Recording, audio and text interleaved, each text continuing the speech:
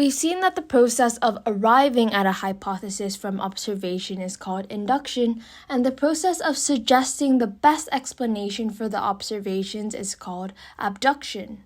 According to Feynman, the next step is to make predictions based on our hypothesis. We can then check whether these predictions agree with reality through experiments. We would like to check the general hypothesis, which is supposed to hold at all times and in all places. Wouldn't testing the general hypothesis be quite challenging, as we cannot conduct tests at all times and in all places? Yes, this means we must derive specific predictions from the general hypothesis. Seems like we are going back to where we began. We started with specific observations and induced general hypotheses, but we are now going back to specific predictions. Unfortunately, this is necessary for scientific studies. We can only establish universal laws through checking the specific predictions against reality. This thinking process of going from general hypotheses to specific consequences is called deductive reasoning. So in addition to induction and abduction, we now have a third reasoning process, deduction. Let's take a look at some examples. Suppose we are told that all students in a course get an A and that Susie is also a student in this course. By using deductive reasoning, we can conclude that Susie will get an A. This is an example of a valid deduction. Can deduction be invalid?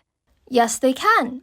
If instead we now learn that many students get an A in a course and Susie is a student in that course, it is now invalid to deduce that Susie will get an A.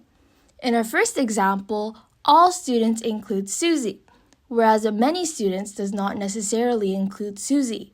Wow, there is a big difference between induction and deduction. With induction, we induce general laws out of the observations, but we accept that the laws may be wrong.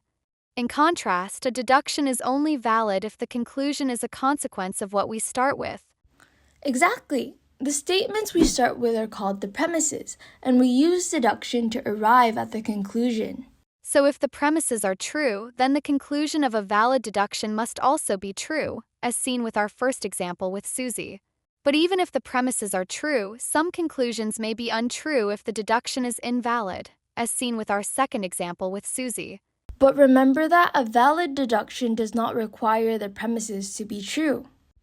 Take a look at this example. Suppose we are told that all planets revolve around the Sun and Pluto is a planet. Through deduction, we can conclude that Pluto also revolves around the Sun. But actually, our first premise is untrue. Not all planets revolve around the Sun. Only planets in our solar system do. Our second premise is also untrue, as Pluto is no longer classified as a planet, but rather a dwarf planet. I see. Although both premises are false, the deduction above is still valid. In other words, whether a deduction is valid or invalid does not depend on the truth of the premises. The truth of a conclusion, however, depends on the truth of both premises and a valid deduction.